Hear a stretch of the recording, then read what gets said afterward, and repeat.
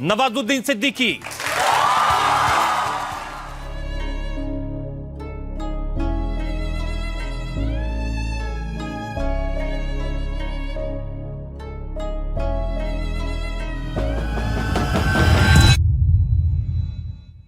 जिस गांव में कोई थिएटर का नाम तक नहीं जानता था, वहीं से एक बच्चा निकला जिसने बॉलीवुड की दुनिया ही बदल दी। नवाजुद्दीन उत्तर प्रदेश के एक छोटे से गांव बुढ़ाना में पैदा हुए। नवाजुद्दीन के फादर एक फार्मर थे और उनका पूरा बचपन गरीबी और खेती में गुजरा। 8 बहन भाइयों का सबसे बड़ा बेटा और गरीबी में हर तरफ से झगड़ा हुआ था। उन्होंने अपनी स्कूलिंग अपने गाँव बुढ़ाना से ही कंप्लीट की। उन्होंने अपनी बैचलर ऑफ साइंस की डिग्री गुरुकुल कंगरी यूनिवर्सिटी से कंप्लीट की। पढ़ाई के दौरान उन्होंने एक केमिस्ट की भी नौकरी की, एक छोटी सी कंपनी में। लेकिन उनको अपने अंदर से आवाज आती थी कि ये उनके लिए नहीं है, लेकिन उनको ये भी नहीं पता था कि आखिर उनको करना क्या है। और एक्टिंग का जुनून उनके अंदर तब जागा जब वो पहली बार अपने दोस्त के साथ एक नाटक देखने को गए। और वो नाटक देखने के बाद उनको इतना मजा आया कि उन्होंने वही फैसला कर लिया कि उसे जिंदगी में यही काम करना है। लेकिन उनको ये समझ नहीं आ रहा था कि वो शुरू कहां से करें। उनका सपना था कैमरे और स्टेज के सामने जीने का। और अपने सपने को सच करने के लिए नवाजुद्दीन दिल्ली गए और वहां नेशनल स्कूल ऑफ ड्रामा में एडमिशन लिया। और वहां उन्होंने कई सालों तक थिएटर में काम किया और दिल लगा के एक्टिंग सीखी। पर जिंदगी यहाँ भी आसान नहीं थी। भूखे दिन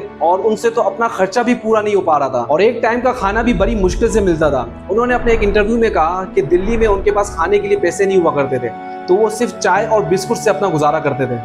उस वक्त पे बहुत बुरी हालत हो गई थी एक्चुअली। 1-1.5 साल जो था कुछ नहीं था।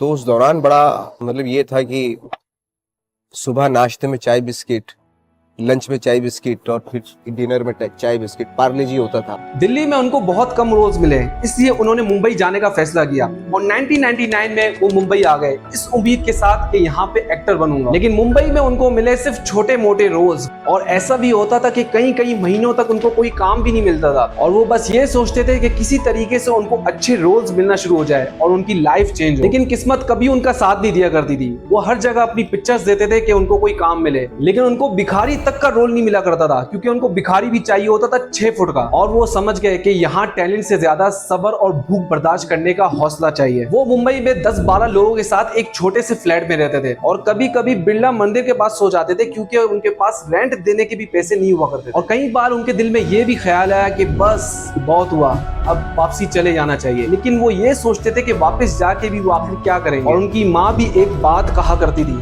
कि कच्चे के ढेर की भी जगह बदलती रहती है और तुम तो इंसान हो, तुम्हारा भी दिन आएगा। मैं चुपचाप आगे बढ़ता रहा और वो मुझे गौर से देखते रहे। अकेला था मैं, एक अनजान सफर का इकलौता मुसाफिर। जिंदगी की रेल पर चढ़ता उतरता और फिर किसी प्लेटफॉर्म के कोने में जाके बैठ जाता, बिना कुछ किए, बिना कुछ कहे, सुकून की लय में जैसे खो जाता।